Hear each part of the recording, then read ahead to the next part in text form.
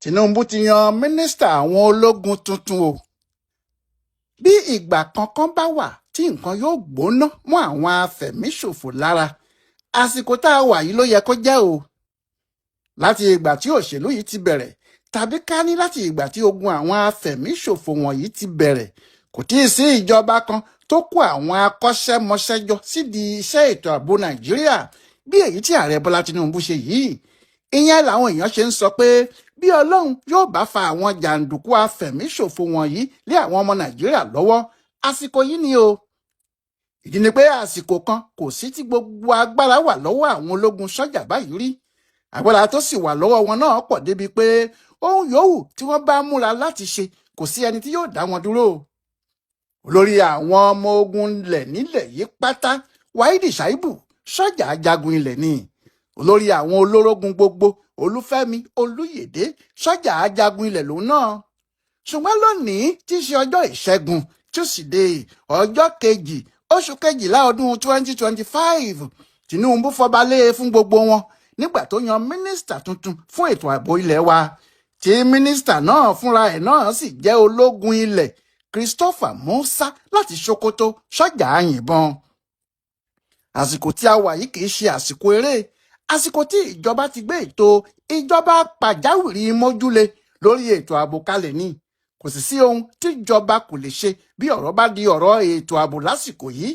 Bẹ́ẹ̀ ni kò sí ibi tí wọn kò lè gbé kinní náà gbà láti rí i pé nǹkan yí padà pátá lẹ́sẹ̀kẹsẹ̀, àpáká àwọn afẹ̀míṣòfò tó ń yọ wá lẹ́nu.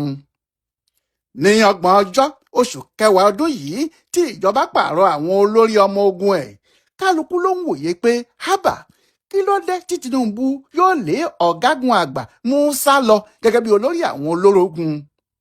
Ṣé láti 2023 tí Tinubu ti dé ló ti yan ọkùnrin náà gẹ́gẹ́ bí olórí pátá fún àwọn olórí sọ́jà, olórí nẹ́fì àti olórí àwọn ọmọ ogun ojú òfurufú àti ti àwọn ọ̀tẹlẹ̀múyẹ́ ológun.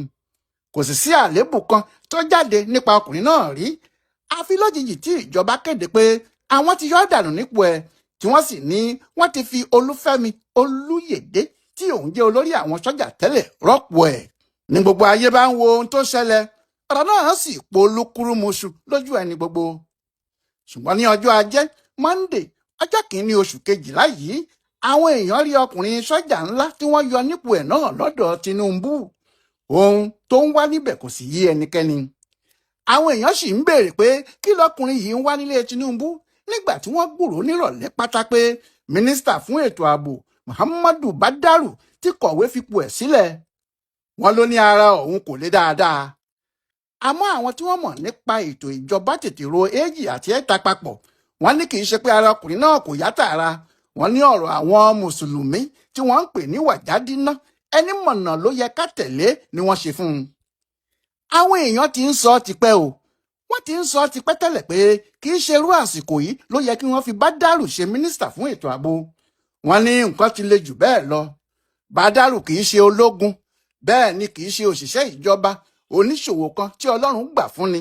Iṣẹ́ àdáni ara ẹ̀ ló sì ń ṣe tó fi di olóṣèlú tó sì di gómìnà ìpínlẹ̀ Jigawa ní 2015 tó sì wà nípò náà títí di 2023. Ọmọ ẹgbẹ́ Action Congress kí wọ́n tó di APC ni láti ìbẹ̀rẹ̀ òṣèlú ẹ̀. Ọ̀kan nínú àwọn ọmọlẹ́yìn Tinubu ni, ohun tó sì jẹ́ kó ṣeé ṣe fún un láti di mínísítà nìyẹn, tí wọ́n sì yàn án ní ọjọ́ 21 oṣù kẹjọ ọdún 2023. Ṣùgbọ́n nígbà tí wọ́n fi yàn án yìí, ọ̀rọ̀ ogun àwọn afẹ̀míṣòfò yìí ń gbóná lálaalá ni.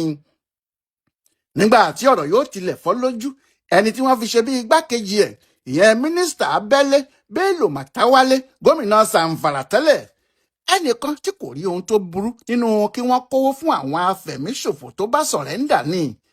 Ó ti ṣe bẹ́ẹ̀ dáadáa lásìkò tí òun náà fi ń ṣe gómìnà. Bí èèyàn sì pé ní ọ̀rẹ́ àwọn afẹ̀míṣòfò wọ̀nyí, àgàgà àwọn tí wọ́n bá jẹ́ Fúlàní, olúwa ẹ̀ kò jayò pa. Àwọn èèyàn gbàgbọ́ pé àwọn ohun tó mú kí nǹkan gbogbo dorí kodò rèé, tí àwọn afẹ̀míṣòfò sì di ẹrù jẹ̀jẹ̀ débi pé apá ìjọba kò ká wọn mọ́ rárá. Ohun tó sì fa àwọn àyípadà nídìí iṣẹ́ ológun àti ètò ààbò tí Tinubu gùn lé láti oṣù tó kọjá nìyẹn, tí ọ̀rọ̀ náà sì le débi tí wọ́n fi fìbínú lé mínísítà àtijọ́ náà dànù, tí wọ́n sì fi ẹlòmíì sí i. ẹni tó sì gba ipò ẹ̀ ní ọ̀gágun àgbà Christopher Gwabin Musa, ẹni tó jẹ́ òun ní olórí àwọn ológun gbogbo títí di ìgbà tó fẹ̀yìntì ní 30 oṣù kẹwàá ọdún yìí, ìyẹn níbi oṣù kan péré sẹ́yìn. Pẹ̀lú bí wọ́n ti ṣe wá yan Musa bíi mínísítà yìí, a ṣe pé ẹsẹ̀ àwọn olórí ológun gbogbo tí wọ́n lè kojú àwọn afẹ̀míṣòfò yìí ti pé ni. Olórí àwọn sọ́jà pátá Wáídì Ṣàìbù jagunjagun ńlá kan ni.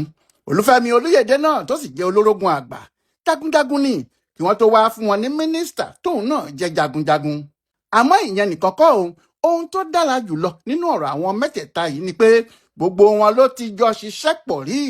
Bẹ́ẹ̀ ni kò sì sí ẹnìkan tí kò tí ì kojú àwọn ọmọ ogun afẹ̀míṣòfò yìí rí nínú wọn.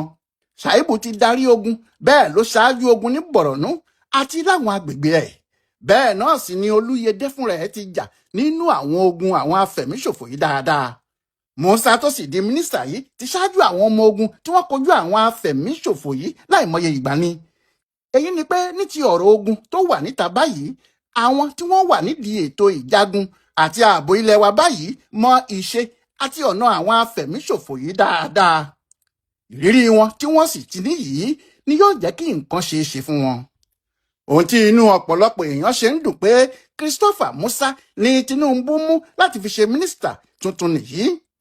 Àwọn míì ń sọ wọ́n ní àwọn ohun tí àwọn ará Amẹ́ríkà sọ pé kí Tinubu ṣe kí wọ́n tó lè rí ìrànlọ́wọ́ kankan láti ọ̀dọ̀ àwọn ìyẹn náà ló ń ṣe yìí pé àwọn ọ̀rọ̀ náà kì í ṣojú lásán rárá. Ṣùgbọ́n èyí tó wù kó jẹ́, ohun tó ṣẹlẹ̀ ni pé Tinubu àti ìjọba ẹ̀ ń gbé àwọn ìgbésẹ̀ ńláńlá lórí ètò ààbò yìí, gbogbo ayé pàápàá ló sì rí ohun tí wọ́n ń ṣe. Tinubu ti kó gbogbo ètò ààbò àsìkò yìí lé àwọn ológun fúnra wọn lọ́wọ́. Àwọn ló kù kí wọ́n dá àrà gbogbo tó bá wà lọ́wọ́ wọn. Lóòótọ́ ibi tí yóò já sí kò sẹ́nìkan tó tí ì lè sọ ṣùgbọ́n alágẹmọ bímọ ẹ̀nà wà yìí, àìmọ́ ọjọ́ ó wá kù sọ́wọ́ ọmọ alágẹmọ.